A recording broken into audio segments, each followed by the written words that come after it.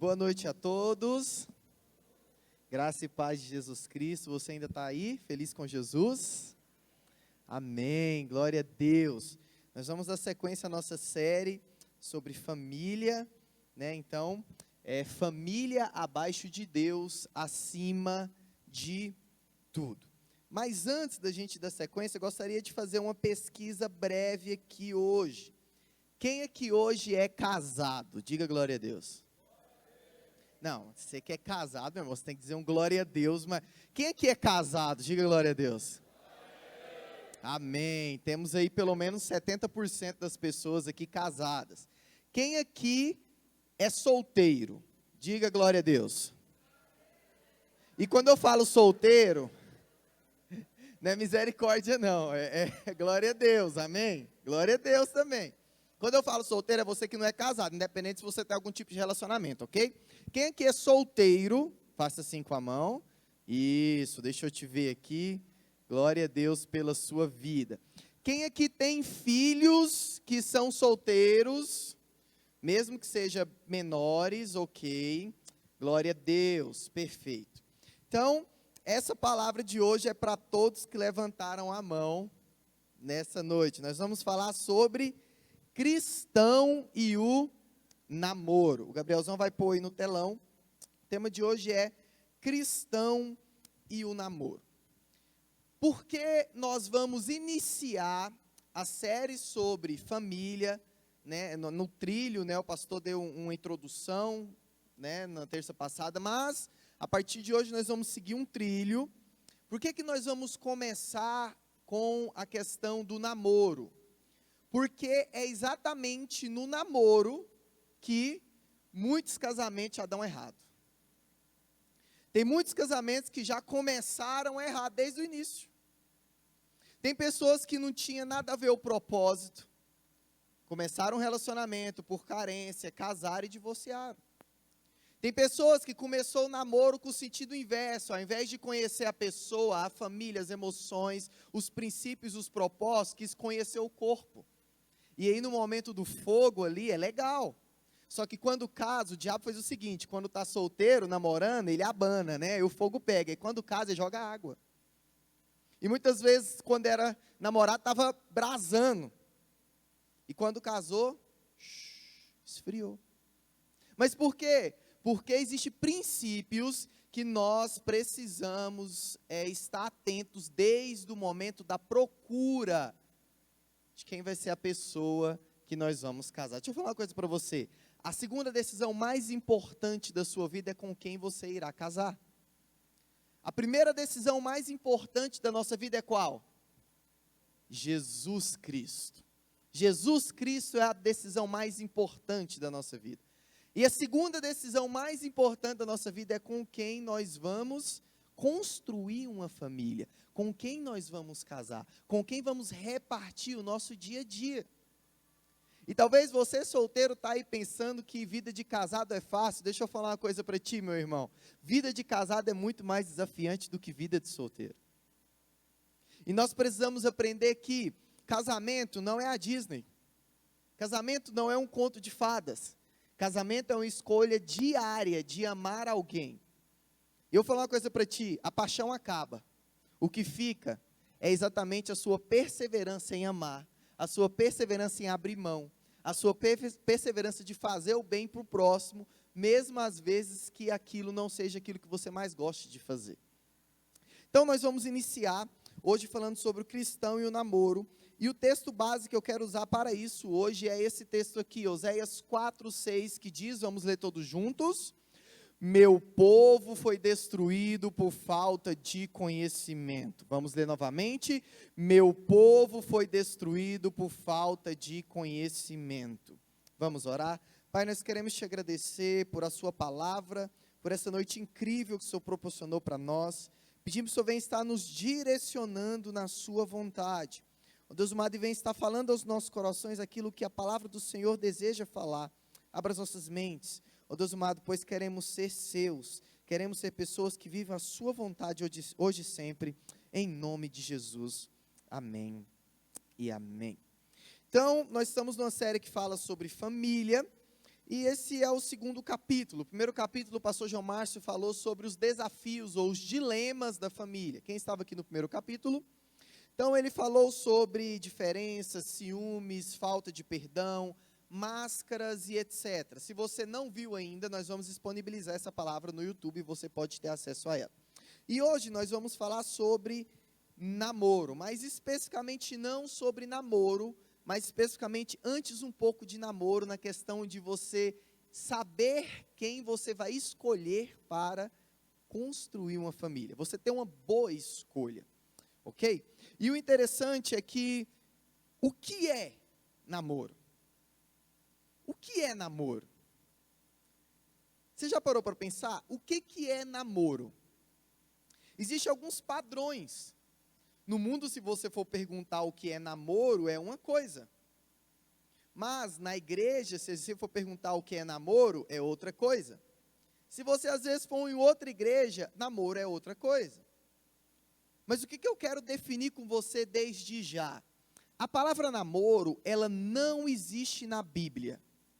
Você não vai ver em nenhum versículo, em nenhum livro bíblico, escrito a palavra namoro. Na verdade, a palavra namoro, ela é da nossa cultura, da cultura atual. Porque lá em Israel, principalmente no tempo onde a Bíblia foi escrita, não existia esse compromisso de namoro, mas existia um compromisso, assim como José estava com Maria, de promessa. Como que era? Maria estava prometida a José. Foi aí que Maria engravidou do Espírito Santo. Então, você não vai encontrar a palavra namoro na Bíblia, mas você vai encontrar a palavra prometido, você vai encontrar a palavra separado, você vai encontrar algumas palavras que se assemelham ao que é namoro. Então, eu já quero assentar contigo, já aqui na introdução, que na Bíblia, quando fala sobre prometido, é uma pessoa que ela estava ali naquele momento preparando-se para o casamento. E aí está um ponto-chave para a gente definir algumas coisas aqui, ok? O namoro cristão, ele não é uma aventura gospel, ele não é uma coisa, eu vou ver, eu vou porque meus amiguinhos estão namorando, eu quero namorar também, porque é legal, minha amiguinha começou. Não, o namoro cristão é o momento de preparação para o casamento. Então você tem que entrar para um namoro cristão, você jovem, e você que está aqui adulto, que vai orientar os seus filhos, olha, não existe namoro por namorar. Namoro é o quê? Para a gente se preparar como casal para o casamento. E às vezes vem uma pergunta que todo filho quer saber, e todo pai, às vezes, de adolescente, vai ter que conversar com o seu filho sobre isso. Qual que é a perguntinha? Qual a idade ideal para namorar? Nenhuma. Então, essa pergunta, um dia você que é pai vai chegar no seu sofá da sua casa, ou então, se não chegar, você já vai começar a suspeitar.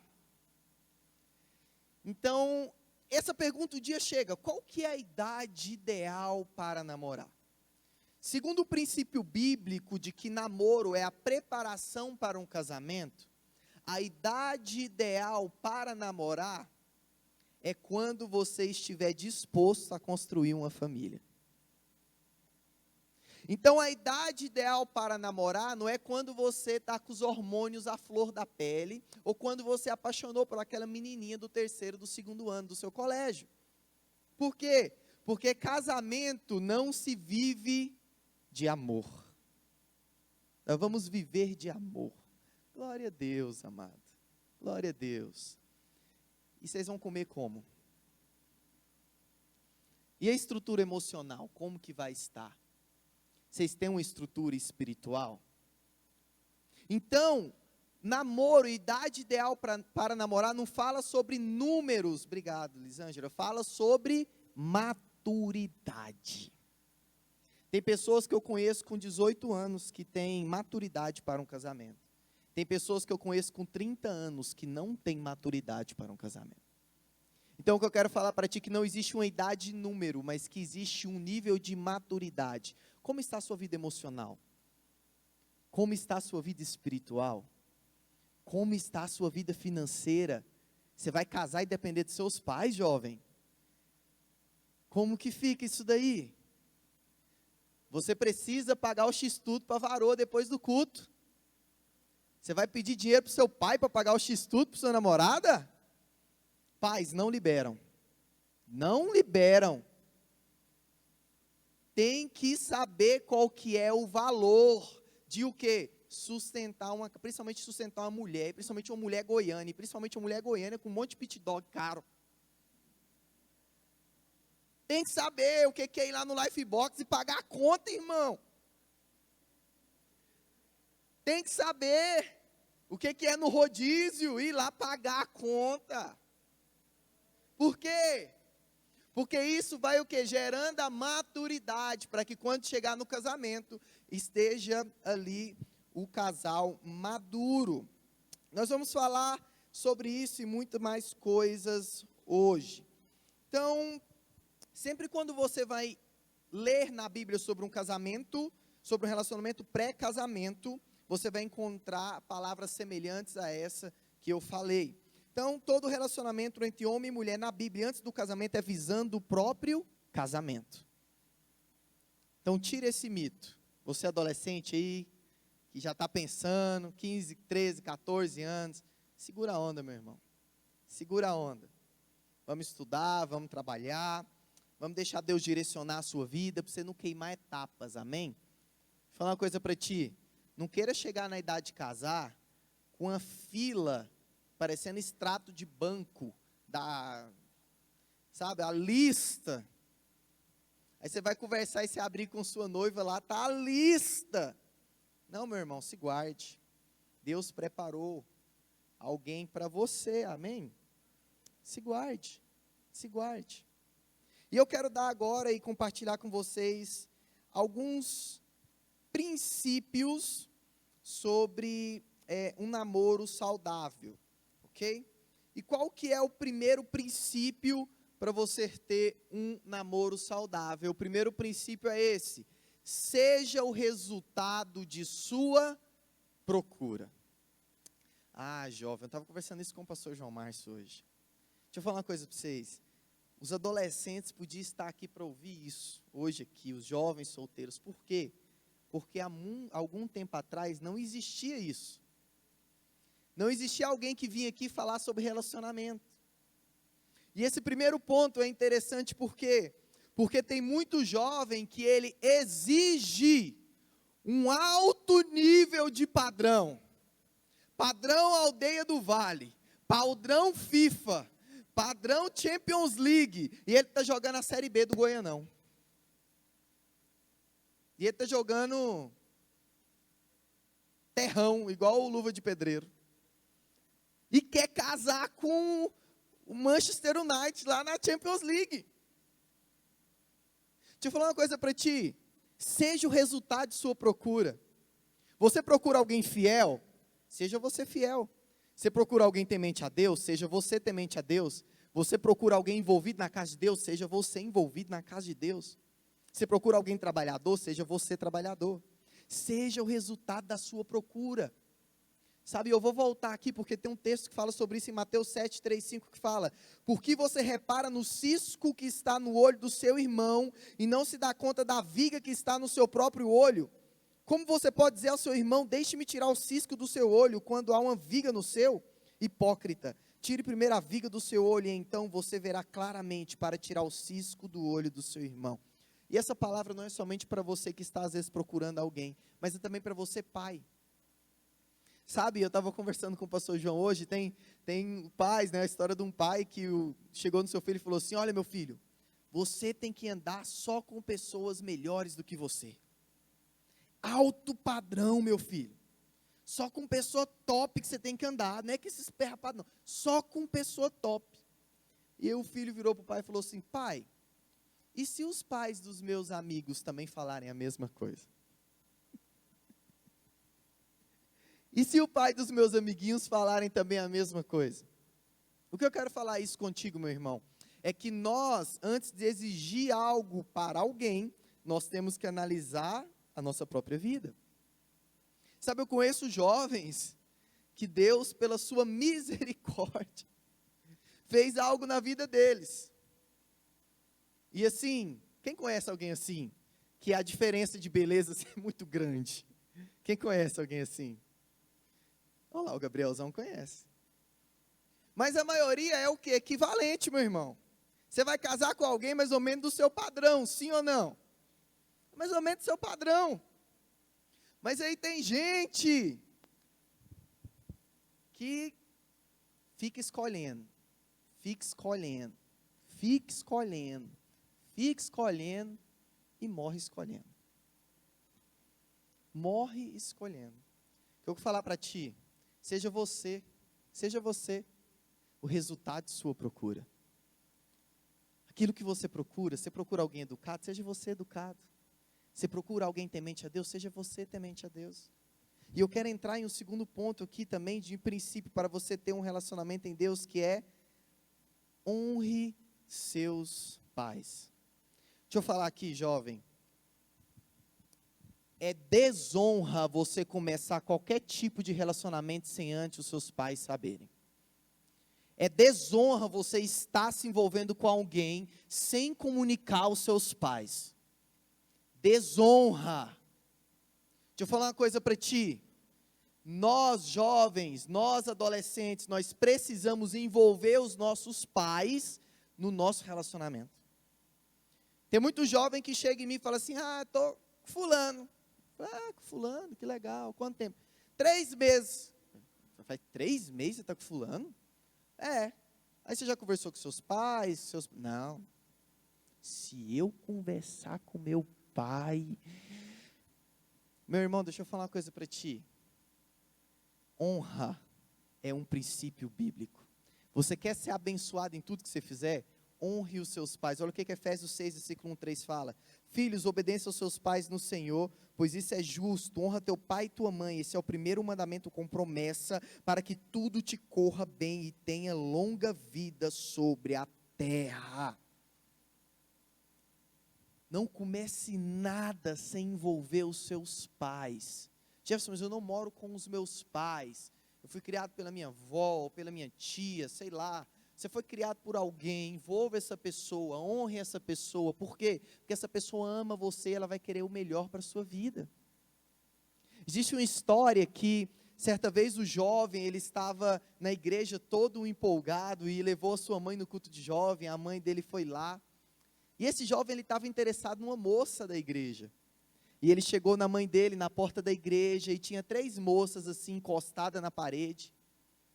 E ele perguntou para a mãe: mãe, vamos ver se mãe tem um instinto bom mesmo, né? Que diz que mãe sabe. Mãe, qual daquelas 3 meninas lá eu estou afim, eu estou interessado? E aí a mãe olhou para ele e falou assim: aquela de azul. Ele falou: nossa, primeira vez que a senhora vem aqui na igreja comigo, já sabe quem que é, essa daí mesmo. Como que você soube, mãe? Ela falou, virou para ele e falou assim: é porque essa foi a que eu já odiei de cara. Mas a gente precisa envolver os nossos pais, amém? Nós precisamos honrar os nossos pais, precisamos envolver eles nos nossos relacionamentos. Jovem, envolva. Pai, fique atento. Pergunte. Se você viu o seu filho, mas assim, para alguém, pergunte: ei, meu filho, eu percebi que você está ali meio, que você muda o jeito que você fica perto daquela pessoa e tal, a pessoa passa, você fica meio constrangido, você tem alguma coisa e tal. Desenvolva esse diálogo. Desenvolva isso para quê? Para que haja abertura. Para quê? Para que seus filhos tenham abertura contigo para compartilhar a respeito dos relacionamentos, sabe? Aprenda a honrar seus pais, pois se você não honra o ventre que te gerou, quanto mais seu futuro cônjuge. Sabe de algo, seu futuro depende de quanto você honra seus pais. Desonrá-los eleva a maldição contigo por toda a sua vida. E o terceiro princípio para que você ter um namoro em Deus é: observe menos a aparência e mais o caráter. Olha só, observe menos a aparência e mais o caráter. Eu não estou falando para você não observar a aparência, amém? O que eu estou falando é que você deve observar mais o caráter do que a aparência. Por quê? Porque a aparência passa, o caráter permanece. Deixa eu falar uma coisa para ti. Nenhum casamento ficou de pé por conta de aparência. Nenhum. Casamento fica de pé por conta de caráter, de aliança. É sobre isso. E eu preciso entender que sim, aquela pessoa tem que me atrair, mas isso não é o principal. O principal é o caráter. Olha o que 1 Samuel, capítulo 16, versículo 7 fala.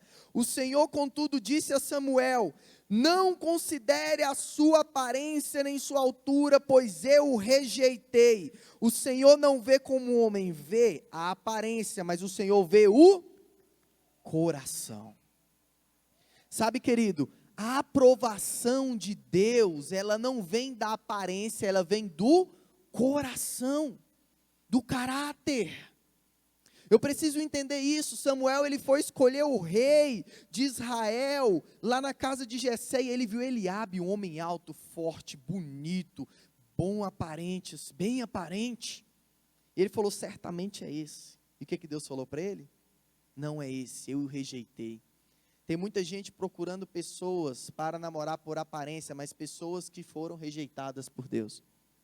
Deixa eu falar uma coisa para ti. Não olhe a aparência somente, olhe principalmente o caráter. Deixa eu te ensinar uma coisa, jovem, você que é pai pode ensinar para o seu filho. Você tem que ensinar seu filho a observar 3 coisas em alguém. É os 3 T's, fala comigo, 3 T's. O primeiro T é temente a Deus. Você tem que se relacionar com alguém temente a Deus. Você tem que orientar o seu filho a se relacionar com alguém temente a Deus. E uma pessoa temente a Deus não é uma pessoa que vem na igreja. Uma pessoa temente a Deus não é uma pessoa que é filho de crente. Uma pessoa temente a Deus não é uma pessoa que está aqui no meio. Eu estou falando de uma pessoa temente a Deus. É muito mais do que ir a um lugar. É muito mais do que ser filho de alguém. É uma pessoa temente a Deus. Sabe, querido, isso é o principal. Por quê? Porque uma pessoa temente a Deus, antes dessa pessoa ser infiel a você, ela é infiel a Deus.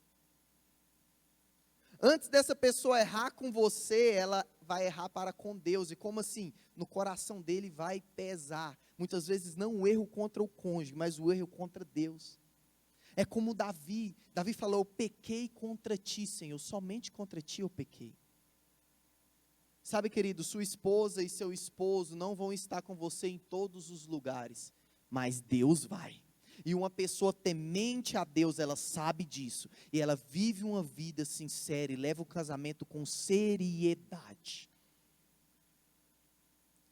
Segundo T, trabalhadora. Primeira coisa, eu estou falando para ti, é que nós devemos buscar alguém temente a Deus. E a segunda coisa é alguém trabalhador. Uma pessoa trabalhadora. Eu já falei isso aqui, mas eu vou falar de novo. Antes de Deus dar Eva para Adão, Ele deu um trabalho. Você precisa entender, e eu não estou falando que você deve procurar alguém rico. Não. Estou falando que tem que ser alguém trabalhador. Pode ser um trabalhador, uma pessoa trabalhadora que está começando a sua vida profissional ali, às vezes ganha um salário mínimo, às vezes não ganha nem isso, está fazendo aí estágio, mas você vê que é uma pessoa dedicada, uma pessoa trabalhadora, uma pessoa que está pondo a mão no arado, uma pessoa que está disposta ali, que não vai deixar a casa desmoronar. E olha o que fala aqui em Provérbios, capítulo 21, versículo 25, que diz: o desejo do preguiçoso mata, porque as suas mãos recusam-se a trabalhar. Você quer ter uma casa miserável? Não. Então, não case, não insista com alguém que é preguiçoso, que não é trabalhador. E mais uma vez, não é sobre ter dinheiro ou não, é sobre ter uma pessoa que tem perspectiva, estuda, trabalha, põe a mão no arado.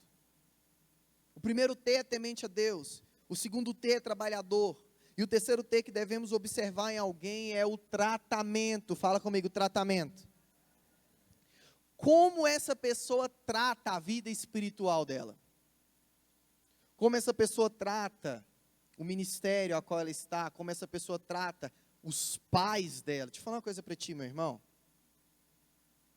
Se você está gostando de alguém, e o pouco que você já está andando com essa pessoa, você já viu essa pessoa desonrando, maltratando os pais, os irmãos, pula fora, meu irmão. Ah, mas é um docinho comigo. É por agora. Deixa casar. Casa. Casa para você ver. Tinha um amigo meu, de uma cidade que eu joguei um tempo, e esse amigo meu era um cara boa pinta mesmo, bonitão, assim, igual o Gustavo, assim, um cara bem apresentável. E aí, a gente, na rodinha dos amigos ali, na igreja, ele nunca parava com ninguém. Ele começava o relacionamento, terminava, começava outro, terminava, começava outro, terminava, começava outro, terminava. E aí eu ficava encucado. Por quê? Porque a pessoa está na igreja, está lá, e é envolvido, e né, um rapaz boa pinta e tal, trabalhador. Mas uma vez ele me chamou para almoçar na casa dele, eu fui. E como é interior, os pais deles eram muito simples, e a gente estava conversando a respeito de alguma coisa que era mais tecnológica um pouco, e a mãe dele não sabia. E aí ela, fingiu ignorância. Ele fingiu não, teve um momento de ignorância ali dela, e ele virou para ela e falou assim: mãe, para de ser burra. Rapaz, o meu sangue subiu assim. Mas na hora o Espírito Santo falou no meu coração: tá aí, tratamento. Uma menina que vê esse rapaz tratando a mãe dele assim, ela não vai querer se submeter a isso. Então tem que observar como a pessoa trata as finanças dela. Tem jovem que ganha 5, 10 mil por mês e vive quebrado. Vive devendo todo mundo. Como que essa pessoa trata as finanças? Nós temos que observar os 3 T's. Primeiro, temente a Deus. Segundo, trabalhador. Terceiro, como essa pessoa trata os pais, os irmãos, a igreja, as finanças. E agora eu quero dar uma dica para você que está solteiro. Diga glória a Deus. Você que está solteiro, diga glória a Deus. A dica que eu quero dar para você que pode destravar a sua vida. Essa dica aqui é a dica de milhões. Se você quer ter um relacionamento e uma família saudável e você está solteiro, você tem que aprender isso aqui, ó. Faça amigos. O casamento pode trazer diversos benefícios para a vida de alguém, porém, pouco se sabe sobre realmente o segredo da felicidade no casamento. Mas, olha só o que um estudo diz.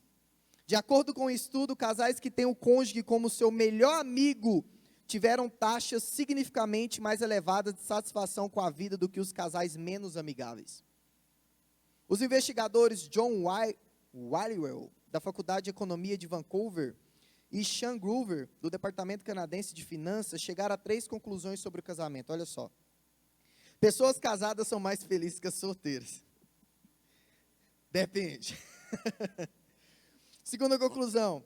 Os benefícios do casamento não duram apenas durante a fase de lua de mel, nos 2 primeiros anos, mas se estendem por muitos e muitos anos. Terceiro, casais que acreditam que o parceiro era o seu melhor amigo, lideravam o ranking dos mais felizes. Estar em um relacionamento estável torna as pessoas mais felizes e mais satisfeitas com a vida do que as que ficam solteiras, principalmente durante os períodos mais difíceis, como a crise da meia-idade, por exemplo. O benefício é maior em ambientes de estresse. Os casados conseguem administrar a crise da meia-idade melhor do que os solteiros, porque, graças à amizade com o cônjuge, pode compartilhar as dificuldades, disse John Wallywell. Quando você tem poucos amigos, você está diminuindo a possibilidade de casar-se com algum amigo. Então a dica é, faça amigo. Está solteiro? Faça amigo. Está solteiro, faça amigo. Minha esposa tem uma história interessante, quando ela estava solteira. Ela participava de 10 acampamentos no ano. Era acampamento da igreja A, B, C, D, fazia amigo. Mas eu ganhei da concorrência. Mas faça amigos. Sabe, converse. Converse, rapaz. Troque ideia. Não é pecado você conversar, não. Não é pecado, não. Conversa, desenvolva uma conversa ali, uma amizade. Você tem que conhecer essa pessoa. Conheça, converse, desenvolva, faça amizades. Se você casar com seu melhor amigo, segundo essa pesquisa aqui, você vai ser muito mais feliz. Mas tem gente que não consegue fazer amigo. Eu quero falar, destrava. Entra na rodinha de penetra assim, ó. Tá difícil fazer amigo? Fala assim, hoje eu pago a pizza. Rapaz, vai rodear aqui a juventude todinha aqui em volta de você. Junta o mês todo dinheiro. Mas faça amigo. Desenvolva relacionamentos. Por quê? Porque através da amizade, vai que, né? Vai que ali na roda do seu amigo ali tem a pessoa. E às vezes é a pessoa que você menos espera. Mas eu tenho que te dar essa dica hoje. Sabe? Faça amigos. Todo relacionamento saudável tem com ele a amizade, antes de qualquer coisa. Outro ponto também que você deve observar para você ter um relacionamento em Deus, no namoro, aprenda sobre casamento. Deixa eu falar uma coisa para ti. O que tem gente casando sem saber o que é casamento, assim, é igual um mato. É igual um mato. O que tem de gente casando sem saber o que significa casamento, é igual palmeirense nos últimos dias. Parece chuva quanto é lugar. Não conheci um palmeirense, eu conheço uns 30. Nós temos que aprender sobre casamento. Porque tem muita gente casando e divorciando, porque não aprendeu os princípios básicos de um casamento. E isso, jovem, não é quando você estiver casado, todo lascado, com o casamento pendurado, com o último fio assim, aí você procura o pastor João e fala, pastor, agora eu quero aprender sobre casamento. Não, não é não, é antes de casar mesmo. É ler livros. No mínimo, antes de casar, você tem que ler 5 Linguagens do Amor. No mínimo, é o mínimo assim, ó, o mínimo, do mínimo, antes de alguém casar. Então nós temos que aprender sobre casamento. Tem muita gente divorciando porque não aprendeu sobre casamento. Quer ver? Olha só. As 3 frases mais ouvidas durante um divórcio. Ó, não há mais sentimento, o amor acabou. Quem já ouviu essa frase de alguém, de algum casamento? Não há mais sentimento, o amor acabou. Deixa eu falar uma coisa para ti, amor é sentimento? Amor é sentimento? Aí o cara está ouvindo Gustavo Lima lá. Melhor terminar, cada um por si. Não tem mais arrepio. O cara vai terminar porque não tem mais arrepio. Você quer arrepiar? Manda alguém passar a barba na sua nuca. Vai para o monte lá e deixa o vento bater. Você vai casar para sentir arrepio? Amor não é sentimento. O que amor é? Escolha, uma decisão. Eu escolho amar. Eu decido amar. Não é quando eu estou sentindo, ai meu Deus, um trem por dentro, assim. Isso é amor? Não, isso não é amor não, isso é gases. Amor é outra coisa. Amor é o quê? Sacrifício. Deus amou o mundo de tal maneira, o que ele fez? Ele sentiu algo, um arrepio, foi isso que aconteceu, João 3,16? Não, ele amou o mundo de tal maneira, então o que ele fez? Ele entregou. Sacrifício. Isso é amor. Olha outra frase também. Não estou mais feliz. Então estava feliz, agora eu não estou mais feliz, então agora eu vou divorciar. Deixa eu falar uma coisa para ti. Nós casamos para ser feliz, sim ou não? Nós casamos para quê? Nós não casamos para ser feliz, casamos para fazer o outro feliz. E tem muita gente que é egoísta no casamento.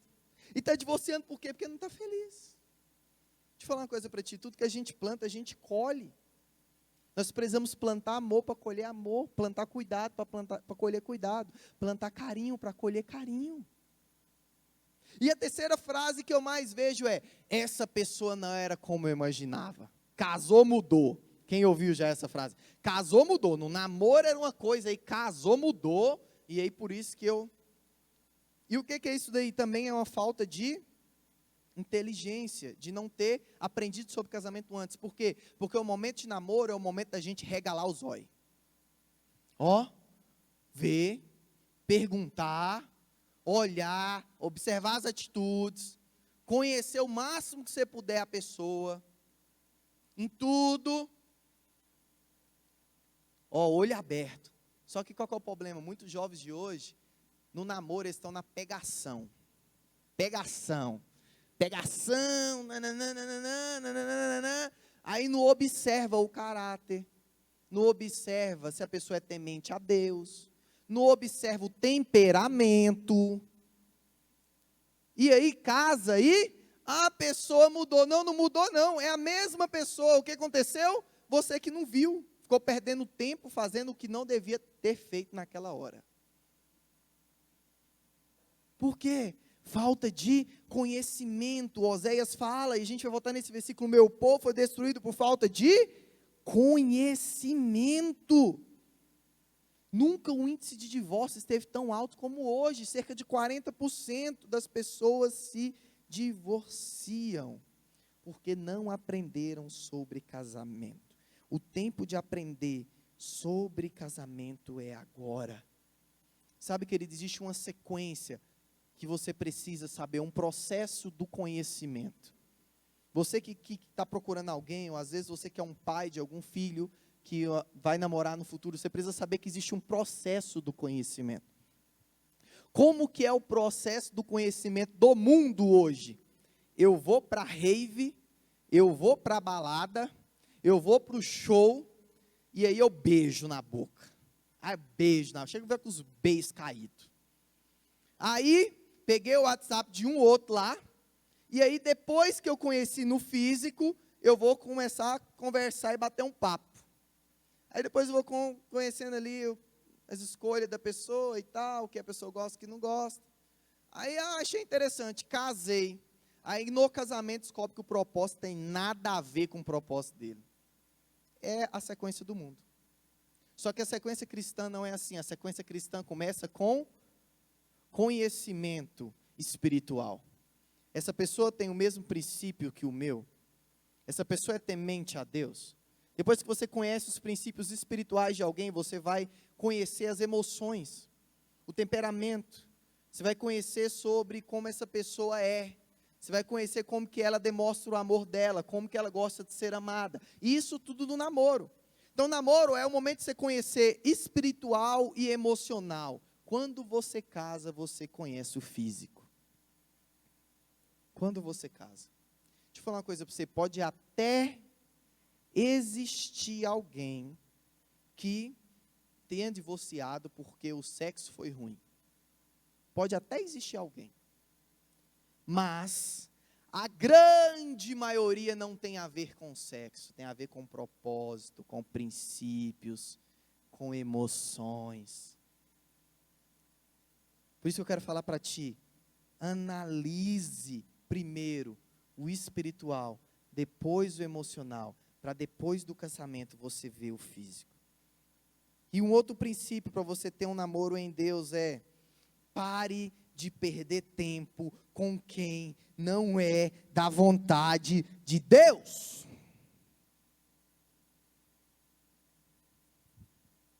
Pare de perder tempo. Tem gente que insiste em alguém, a pessoa está e andando para ela. Nem aí. A pessoa está lá no pé da pessoa, e a pessoa menosprezando. E ela insistindo. Deixa eu falar uma coisa para ti. Pare de perder tempo com pessoas erradas. Sabe, para de perder. Você quer que Deus manda para você a pessoa ideal, a pessoa certa para a sua vida? Então pare de ficar beijando na boca das erradas. Se separe. Jefferson, eu estou insistindo em alguém. Eu já me declarei para alguém, eu amo alguém. E essa pessoa não me quer, ela não está nem aí para mim. Eu quero ser profeta para a sua vida hoje. Quem que vai receber a profecia? Já recebi aqui. Meu amor não está sendo correspondido. Quero falar para você, faça o que a Bíblia diz. Ame o próximo. Ame o próximo. Pare de perder tempo com quem não está nem aí para ti. Você tem valor. Você foi feito por Jesus. Você é imagem e semelhança de Deus. Ele te comprou pelo alto preço. Se valoriza. Se valoriza. Você, pai, fala para o seu filho, olha, você tem valor. Não é qualquer moça, não é qualquer rabo de saia que vai te levar, não. Chega para sua filha e fala assim, olha filha, você tem valor. Não é qualquer playboyzinho aí que vai chegar e te levar, não. Você é preciosa, você foi comprada por um alto preço. Pare de perder tempo com pessoas erradas. E eu quero entrar num ponto aqui muito forte, que entra também a questão dos pais. Um outro princípio é guarde o seu coração. Pai, você também é responsável por guardar o coração dos seus filhos. Tem pai que nunca disse um te amo para sua filha, nunca deu um abraço, nunca fez um jantar para ela. Qualquer gurizinho do colégio, com um bonezinho para trás, com a calça caindo, que falar eu te amo, leva. Fácil. Por quê? Não teve em casa. Está carente. Guarde o coração dos seus filhos. Mostre o quanto eles são amados, para que eles não fiquem mendigando a atenção de menininhos e de menininhas por aí. Seu filho já ouviu eu te amo hoje? Guarde o seu coração. O que eu vejo de jovem, gente, não é pouco assim, ó, perder a conta nos dedos. O que eu vejo de jovem que começa a orar com alguém, se relacionar com alguém, faz 2 semanas, e ele já posta um texto no Instagram, deste tamanho, falando que a vida dele não tem sentido sem aquele pessoa. Como assim? Faz 2 semanas? Você viveu 20 anos como então? Ai, mas a minha vida não faz sentido sem você, o seu amor da minha vida. Faz 2 semanas, gente, 2 semanas. 2 semanas, assim, ó, não comeu nem uma pitada de sal ainda junto. Por quê? Carência. Não recebeu em casa. E quando encontra alguém que abraça, que fala eu te amo e tal, leva. Nós temos que aprender e ajudar os nossos filhos a guardar o coração deles, porque o coração deles é precioso. Quero falar para ti, não vai ser qualquer pessoa que vai entrar no coração dos seus filhos. Somente a pessoa que é a pessoa de Deus para eles. Você precisa orar sobre isso. Deus, guarda o coração dos meus filhos. Provérbios capítulo 4, versículo 23 fala, acima de tudo, guarde o seu coração, pois dele depende toda a sua vida. Nós precisamos ajudar os nossos jovens a guardar o coração, amém? Eles são preciosos. Penúltimo princípio, para que a gente tenha um namoro cristão em Deus, é converse mais e beije menos.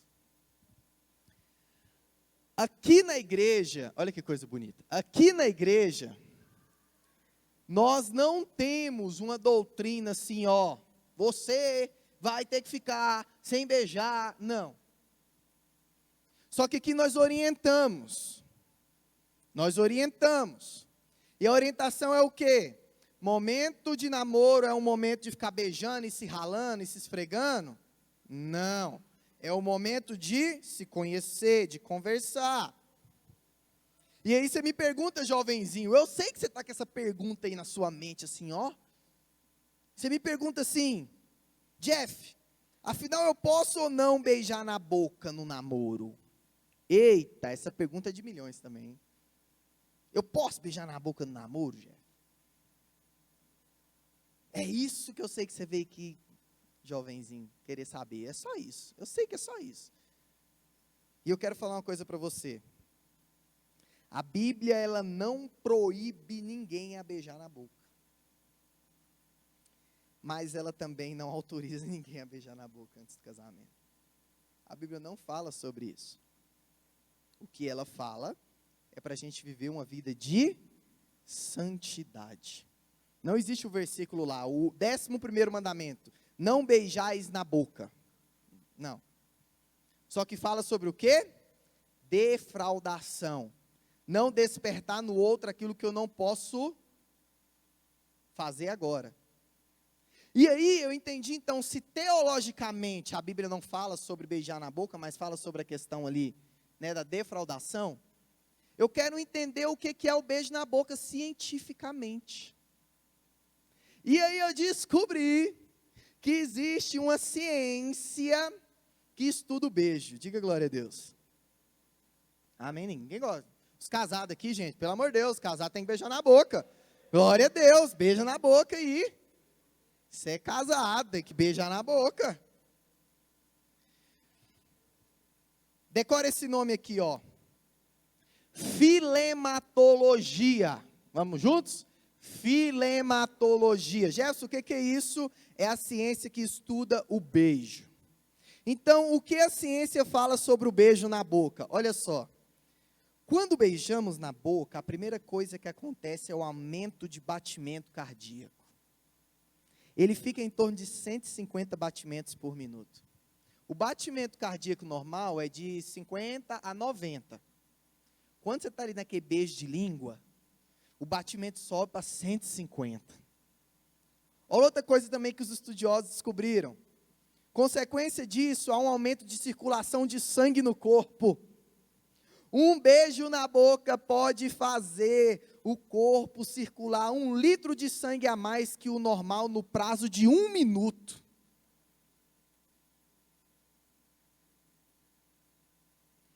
Eu ia falar uma coisa que eu não vou falar não. O beijo na boca ativa o cérebro. E a mensagem que o beijo na boca transmite para o cérebro é, prepara, que agora é hora do sexo. O beijo na boca, segundo os estudiosos, é o afrodisíaco natural mais eficaz para o sexo. Olha o que eles descobriram também. O beijo faz subir uma reação química no corpo que nos faz ter calor.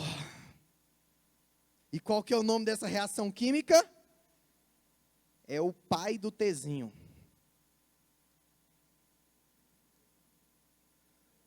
O beijo na boca, ele não está ligado a romance, a carinho, a afeto. O beijo na boca, cientificamente, é uma preliminar para o sexo.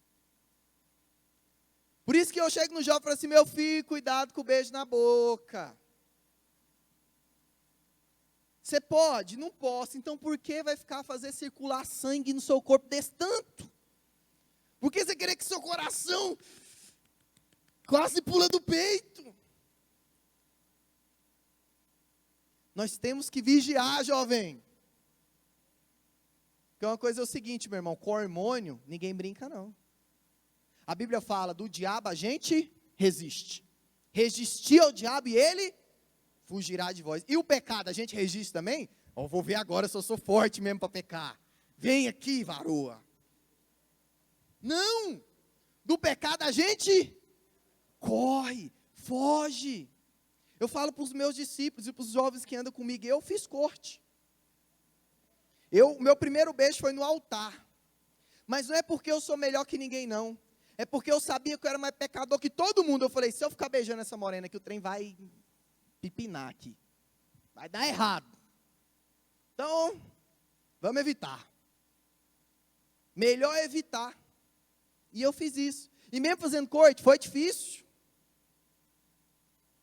Mas Deus teve misericórdia de nós. Por isso que eu estou falando para ti. Faça que nem José. Não fica para ver, não. Corre. Corre. Corre. Sabe? Foi mais ou menos isso que a ciência descobriu, fazendo teste com milhares de pessoas pelo mundo sobre o beijo na boca. Então, é importante a gente entender isso. Cientificamente, o beijo não é algo que está ligado a romance, ao namoro. O beijo está ligado a algo que é para o sexo.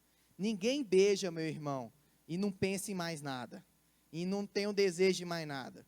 Só se você for muito anjinho de Jesus, muito quarta pessoa da Trindade.